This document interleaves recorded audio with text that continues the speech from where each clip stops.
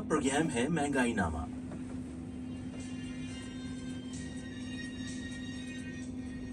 महंगाई नामा आप सुनते हैं पीर बुध जुमेरात को शाम 4 बजे से 5 बजे तक।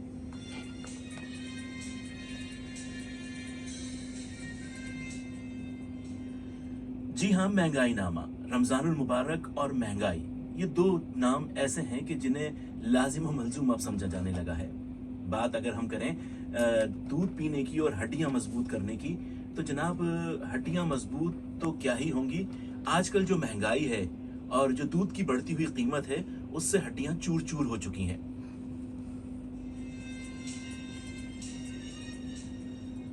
तो जनाब आज हमने प्रोग्राम महंगाई नामा में जहमत दी है मोहम्मद शाकिर उमर गुज्जर को, जो कि सदर हैं dairy and cattle farmer association Pakistan के। दूध की बढ़ती हुई कीमतें और इसके असबाब क्या है, इस हवाले से आज हम बात करेंगे। और शाकिर उमर साहब को हमने काफ़ी बड़े अरसे के बाद मदऊ किया और सोचा क्यों ना कि महंगाई नामा में आज इनसे बात की जाए और देखा जाए कि दूध की कीमतें शहर भर में मुख्तलिफ हम देख रहे हैं, असल कीमत है क्या। शाकिर उमर साहब, सबसे पहले तो प्रोग्राम में खुश आमदीद कहेंगे आपको। जज़ाकल्लाह जी, बड़ा ममनून हूँ। और यकीनन हमारा सबसे बड़ा मसला ही इस वक्त वतन अजीज़ का महंगाई है। बिल्कुल। मैं FM हार्ट 105 का बड़ा ममनून हूँ कि हमारी आवाज़ को मेरी माओ बहनों तक पहुँचाने के लिए, अरबाब अख्तियार तक पहुँचाने के लिए आपने मुझे मदऊ किया। और यकीनन मैं आपके तुंदो तेज़ और तीखे सवालात का जवाब देने को तैयार हूँ। नहीं, बिल्कुल नॉर्मल सवालात होंगे। क्या करें, महंगाई ने लोगों को इस कदर परेशान कर रखा है कि लोग चाहते हैं कि कहीं तो रिलीफ मिले उन्हें। तो इसीलिए हम चाहते हैं कि दूध की एक्चुअल प्राइस है क्या, फिर हम मजीद बात आगे करेंगे। असल में जी देखें, जो डेयरी फार्मर्स की कीमत है मुकर्रर इस वक्त जो डेयरी फार्मर्स ले रहे हैं जी, वो 180 रुपया लीटर दे रहे हैं होलसेलर को। ठीक है। और जो रिटेल में फरोख्त हो रहा है वो 210 रुपया लीटर है। सही। और जो कमिश्नर कराची का रेट है वो इस वक्त तक 180 रुपया है। ठीक है। तो मार्केट और कमिश्नर कराची के रेट में 30 रुपये फी लीटर का फर्क आ रहा है। जी हाँ। तो यकीनी तौर पे ये भी अलमिया है। और मैं ये कहूँगा कि हमें आज इस पे बात करनी चाहिए कि हम दूध की कीमतों को कम कैसे कर सकते हैं। बिल्कुल। दूध की कीमतें बढ़ क्यों रही हैं? बढ़ क्यों रही है? तो इसके पीछे बहुत से ऐसे अवामिल कार फरमा हैं जिसमें हमारी, मैं समझता हूँ कि वफाकी गवर्नमेंट शामिल है, खुद हम भी उसमें शामिल हैं। बिल्कुल। और यकीनी तौर पे हमने अपने जैसे ही हुक्मरान अपने ऊपर मुसल्लत कर दिए हैं, तो जिसकी बुनियाद पे ये महंगाई हम पे मुसल्लत हुई है। ठीक है। और अवाम जो है, सारिफ जो है, उसका जिम्मेदार ठहराता है डेयरी फार्मर को। और यकीनी तौर पे देखिए, किसान दिन रात एक करता है, गर्मी सर्दी बारिश तूफान हर चीज का सामना करके आपको सुबह शाम दोपहर आपके दस्तरखान को सजाता है। और उसके बाद भी आप कहें कि महंगाई का जिम्मेदार किसान है, तो ये गलत है। ठीक है। तो मैं ये कहूँगा, ये तो हमने पिछले प्रोग्राम में भी कहा कि फ्रूट ठेले वाला महंगाई का जिम्मेदार नहीं है, जो फल उगा रहा है, सब्जी उगा रहा है, वो महंगाई का जिम्मेदार नहीं है। जिम्मेदार बीज का फर्द है।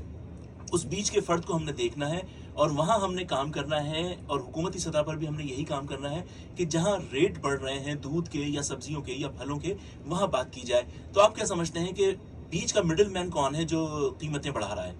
हालांकि दूध वाला भी बेचारा गरीब है, गाय की देखभाल कर रहा है, भैंसों की देखभाल कर रहा है, सारा दिन धूप सर्दी, जैसा कि आपने कहा अभी। असल में जी देखें शकील भाई, मैं इसमें मिडिल मैन को भी कसूरवार नहीं कहूँगा। जो इन्वेस्टमेंट करेगा वो अपना नफ़ा ज़रूर लेगा। सही। इसमें अवामिल जो कार फरमा है, वो एक तो है, सबसे अहम चीज़ ये है, आपने अपने मवेशी को आज तक जेनेटिकली इम्प्रूव नहीं किया, जो कि दुनिया कर चुकी है। सही। और कोई रॉकेट साइंस नहीं है। उसकी बुनियाद है वफाकी आपकी हुकूमत, आपकी मिनिस्ट्री जो national food security and research है, आपका प्लानिंग कमीशन है, आपके चारों सूबों के जो महकमा लाइव स्टॉक है। देखें, अगर आप अपने मवेशी की दूध देने की, गोश्त ज़्यादा देने की सलाहियत को बढ़ा लेते तो आपको कीमतें ना बढ़ानी पड़ती, आपको गोश्त ज़्यादा मैसर आ रहा था। जैसे पोल्ट्री ने तरक्की की, पोल्ट्री ने एकदम जब जेनेटिक सिलेक्शन और उसकी इम्प्रूवमेंट की तरफ वो आए, तो चंद ही दिन में चूजा जवान हो गए और ज़्यादा गोश्त देने लगा।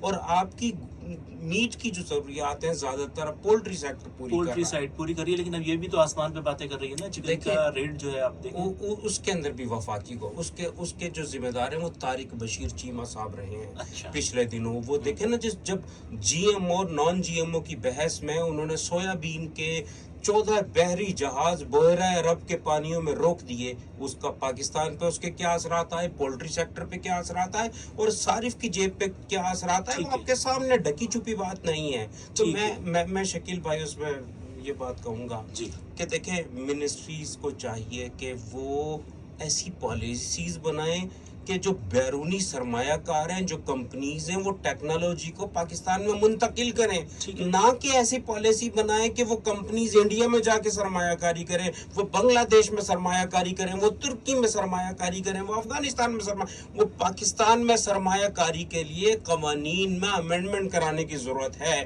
جو جینیٹکس پہ کام کرنے والی کمپنیز ہیں ان سے ہماری میٹنگز ہوئی ہیں کہ ہم آپ کے مویشیوں کی دودھ دینے کی صلاحیت کو بڑھانے کی ٹیکنالوجی منتقل کرتے ہیں، پر یقینی طور پہ قوانین میں جو ہمارے ایسی قدغن ہے کہ کمپنی آنے سے گریزاں ہیں اس میں. ٹھیک ہے. اچھا شاکر عمر صاحب، ایک دفعہ یہ مسئلہ بھی تو اٹھا تھا کہ بھینسوں کو انجیکشن نہیں لگایا جائے گا، تو اس سے کس حد تک آپ متفق ہیں اور کیا سمجھتے ہیں کہ کیا اس پر عمل ہو رہا ہے اب بھی؟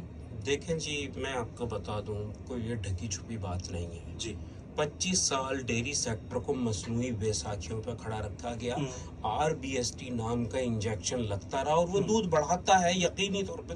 پر اب یہ چونکہ پچھلے 4 سال سے یہ بین کر دیا ہے اس نے سپریم کورٹ نے، تو اس کے بعد اس پہ بحث غیر ضروری ہے. یہ چیپٹر کلوز ہو گیا انجیکشن، یعنی کہ اب انجیکشن نہیں اب انجیکشن مویشیوں کو نہیں لگتا. ٹھیک ہے. تو اس کی کوئی باقاعدہ جانچ پڑتال ہوتی ہے یا بس ڈھکے چھپے جیسا کہ آپ بات کر رہے ہیں تو وہ کام ہو ہی رہا ہو ابھی؟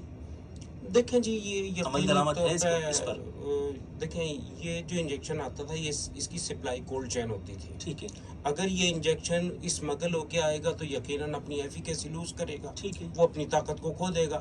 تو یہ اسمگل ہو کے بھی نہیں آ سکتا. ٹھیک ہے.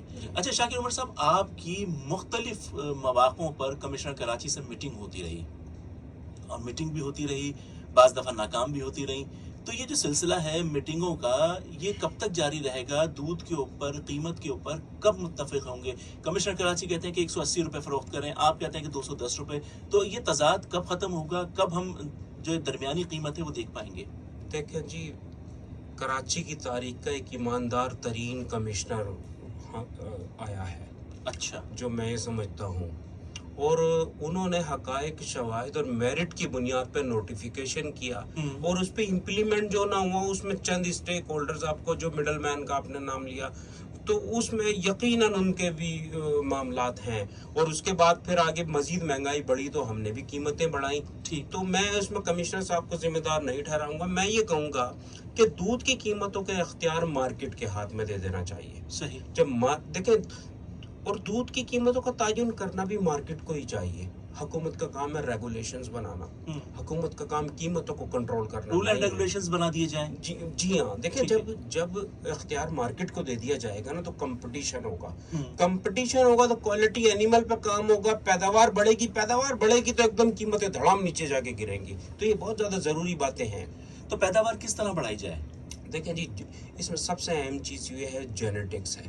دوسری جو چیز ہے، دیکھیں آج تک وطن عزیز قیام پاکستان سے اب تک آپ مسلسل نسل کشی کر رہے ہیں جانوروں کی. اچھا. چھوٹے ڈے اولڈ کٹڑیوں کو روزانہ صرف کراچی میں ہی 1500 کٹے کٹڑیاں سلاٹر کر دیے جاتے ہیں ڈے اولڈ، ایک دن کے. اس کی وجہ کیا ہے؟ دیکھیں، اس کی وجہ ہے پرائس کیپنگ اور کم پیداوار فی جانور کی. جانور 8 لیٹر دودھ دیتا ہے ایوریج پروڈکشن، کٹا 3 لیٹر پیے گا.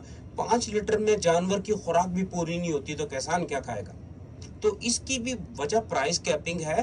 ایک تو کٹوں کی سلاٹرنگ روکنے پہ محکمہ لائیو اسٹاک سندھ، پنجاب، بلوچستان اور خیبر پختونخوا اور گلگت بلتستان اور خیبر کشمیر کو پابندی تو ہے اس پہ، پر اس پہ انہیں پالنے کے لیے جیسے کہ محکمہ لائف اسٹاک پنجاب نے کٹا پالنے کی کٹا پال اسکیم دی تھی، ایسے چاروں صوبوں کو دینی چاہیے اور اس کے اوپر پھر اس کے بعد قانون سازی کرنی چاہیے مزید سخت، اور اس پہ امپلیمنٹ کرنا یہ بات چاہیے. تو آپ مختلف جگہوں پر مختلف پلیٹ فارمز پر آپ کہتے آ رہے ہیں کہ کٹا پال اسکیم دی جائے جس طریقے سے پنجاب میں دی جاتی ہے، تو کیا وجہ ہے کہ ہمارے ہاں جب اجلاس ہوتے ہیں حکومتوں سے میٹنگ ہوتی ہے تو کیا اس بات کو زیر غور نہیں لایا جاتا کہ کٹا پال اسکیم ہمارے ہاں بھی شروع کی جائے؟